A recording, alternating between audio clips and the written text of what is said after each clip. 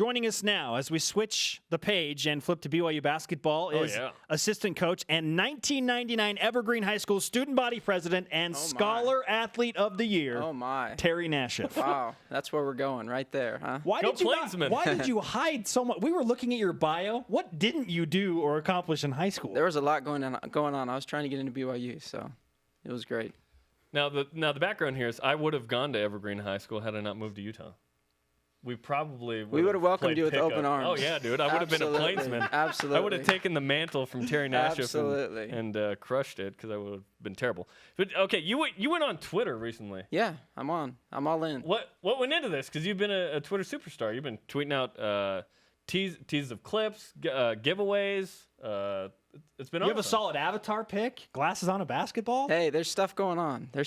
My wife, actually, anything that's good, it seems like in my life, it has to do with my wife. And she said, you got to get on Twitter. These kids come over to our house, these guys, and they're amazing guys. And she said, you need to tell everybody about what these guys are and what they're like and how they treat our kids and how they interact with us. And I said, that's great. I can do a little bit of that, but let's take it a little further. And we want these guys to do so many things on the court that people don't know, and they probably have to explain to someone why they're doing this or doing that. And so I just want people to know what we're asking these kids to do and how good they are at it. And there's so many little things that they do that are so good that I just want people to see. Do you feel like it's ramping things up? Because from what we can tell on social media, people are like buying in super hard to what they are seeing from you on Twitter, Terry. Well, I think so. There's a lot of pressure. I mean, there was Canadian Shaken when he put out the he put out the word, and I had over 1,000 followers before I'd even tweeted a thing. Yeah. And so when that goes out, there's and then you start reading all the chatter, and this better be good. Are you kidding me? Why Greg Rebel's making me follow this guy? Why am I doing this? And so I had to give stuff away. I love giving stuff away anyway. So.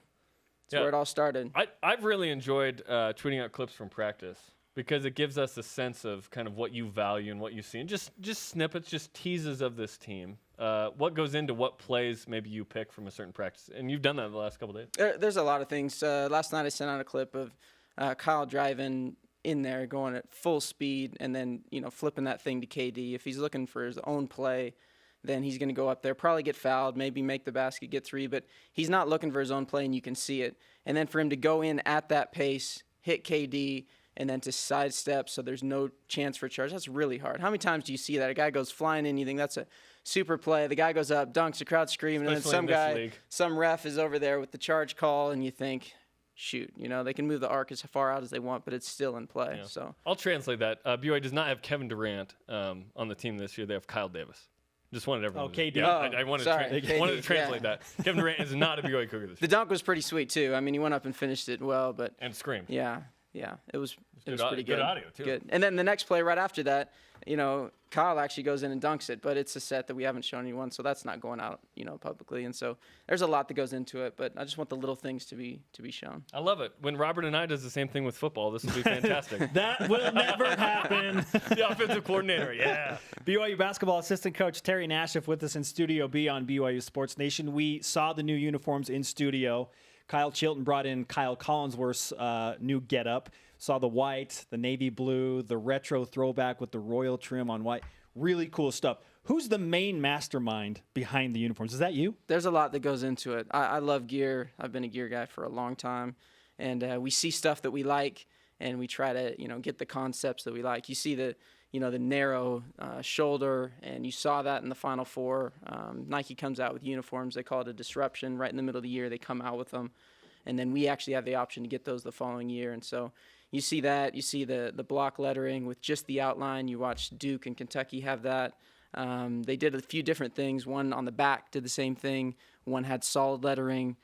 We got the guys involved, Chase and Kyle, and said, hey, this is the concept we're looking at. What do you guys think? I know what they would like. Fish as little fabric as possible is what Fish wants, Little and, resistance. So, they said, hey, let's do this with the back lettering. Let's do this. Let's put the cougar, the Sailor Cougar on this. I believe the direct comment was, let's take this guy with us on the road. And so it's fun. Across it's good. the seas. And then the alternate this year is great. We, 3 years ago, we actually had a home alternate uniform. I don't know if people knew. Nike was breaking a new fabric. We wanted to try it out without fully committing to it. And so we actually wore it about every other home, and it's easier to do that when it's a white. You can get it in more. So will we ever consider a black uniform? Yeah. Because I saw that navy, the dark navy, and it looked black to me. And a lot of people thought it was black. Yeah, I was getting a yeah. lot of stuff coming back about it's black. It's the BYU version of the dress. It's, there's a lot of stuff going on out there. So it was navy, and which is still my favorite BYU uniform. I think it looks crisp on the road. We like it. We like it a lot. And Coach has input in it, and he loves the clean look of Brigham Young. It's a big deal for him, and we've won a lot of games with that lettering, and so we stuck with it. But the uniforms, I think that they turned out the best they've turned out this year, and I was excited about it. So, in fact, I was taking some pictures. They were starting to come in, and then they said, "Hey, let's do a shoot with them." And I said, "Perfect. Well, I'll just trim them down and just show some clips or some snippets." So.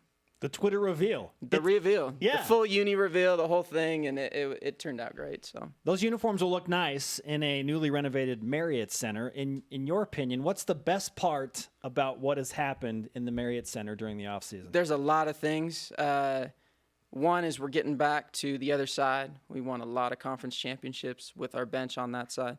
Is that what was missing? The Oh, awesome. Yeah, the scoreboard is amazing. Obviously, the seats and the cup holders and everything in the leg room, and it's tremendous. It's all great. And then what's going on with our practice facility? There's a great movement right now. So when are we breaking ground on that thing? I don't know when exactly, but it's coming, and the finish date will be, what I'm hearing is next fall, and we'll be in there and rolling. Can we rent any court time on that when it's up?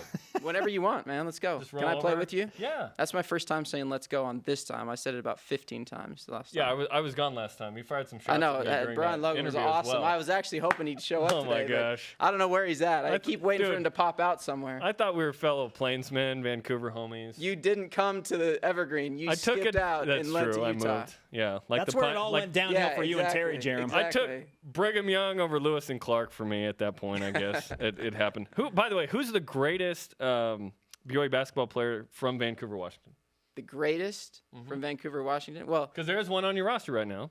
They're, Jeff Chapman's, he's not from Vancouver. He lives there right now, and he's my guy. In fact, when I first got on Twitter, everyone's coming at me because, listen, in other words, moron, you don't know how Twitter works, and you're actually putting @JeffChat in there. And so I let him know that actually I am new to Twitter, but I did know what was going on, and Jordan's not on there, and Chat's one of my guys, and so he's the best. I mean, you give him a hug, and you just swallow it up, and he's awesome. So, Bryce Mwika was my buddy from, as far as football goes, too. Now, Bryce was 1 year older than me, and he was at Cascade Middle when I was at Harmony Elementary. Okay. And he was the Look fastest at this. guy at Look school. at this. I'm telling you, it was He was connection. unbelievable. And he's throwing me under the bus. Throwback to the North. Fellow Seahawk fan of the last 6 months with me. Terry Nashif, BYU basketball assistant with us on BYU Sports Nation. A lot of people are wondering, okay, how does BYU get better after losing the program's all-time leading scorer? So how can you want your team to perform better and be better when you lose a guy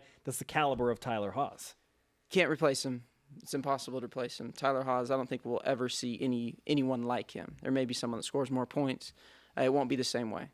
He was unbelievable as far as calling plays for him. If you got him in the right spot, the numbers were crazy. We would have 15, 20 different sets to get him the ball in the same exact spot. And once you got it to him there with maybe not even an opening, the ball was being made. And the shot was being made, and that's because of his work ethic and, the way he was raised and the way he played, and he was so consistent.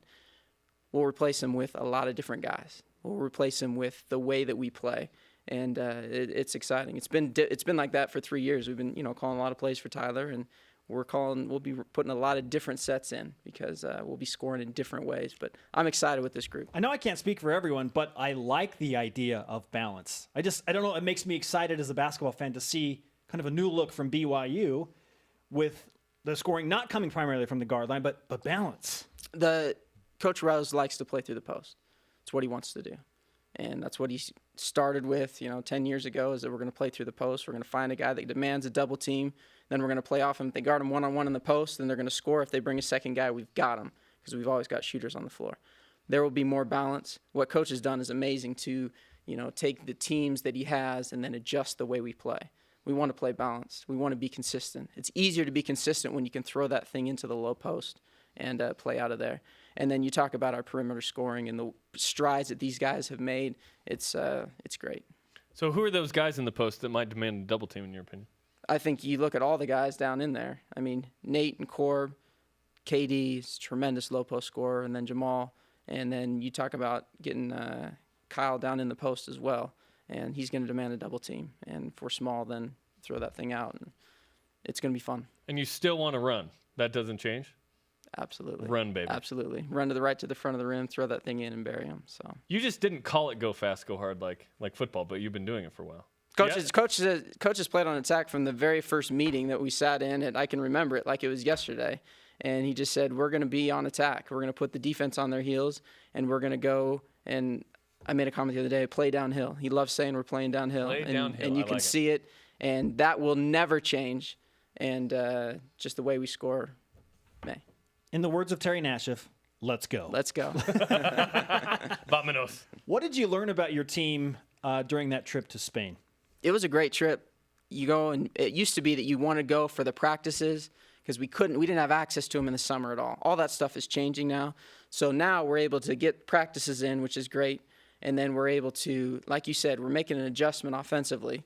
We're making a huge adjustment defensively too. We've made a lot of different changes. We focused a ton of time this summer on defense, putting in our new schemes, putting in all the things that we're going to do, what we're going to try to do, our philosophies. And so we spent a ton of time on defense, obviously offense as well. But we won some games over there that reminded me of how we used to win games here, where we really score points, but when it comes down to it, you guys have been in the Marriott Center, I'm sure. Clock's winding down. It's a tie game. We're up 1. We're up 3. The crowd's going crazy. You can't even hear the whistle. They miss. We get the rebound. Game off. We win. Seems like we've been winning games or trying to win games a little bit differently, and we'll get back to winning where we can do that both ways. And it's wild to think about that because besides the West Coast Conference Championship game, you don't lose a game by more than 7. So you're right there in every single game. So just a couple of plays here and there, maybe defensively. Was that the difference, you think? There's a lot of different things throughout the game that you can pinpoint and you can go to. But I do know that our focus will be on defense. Coach loves a game that's 80 to 60. That's what he wants. He wants to score over 80. He wants to hold the team in the 60s. That's his perfect game. He's talked about it from the start. And the way you do that is you really score and then you defend as well. And I'm excited if we can get more stops, what we can do in transition. Dave Rose has an underrated sense of humor. Not a lot of people see it sometimes just because he can just, he's about business. But off camera, we get to see that. Now, he did drop something the last time he was on the show that made me laugh really hard. And he said, the West Coast Conference said they'd take care of us.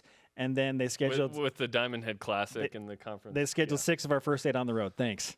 Yep, they hooked us up. I wish people knew how Coach Rose, the way that I've been able to know him over the last 15. This is my 15th year with him. Wow. I played for him for 4.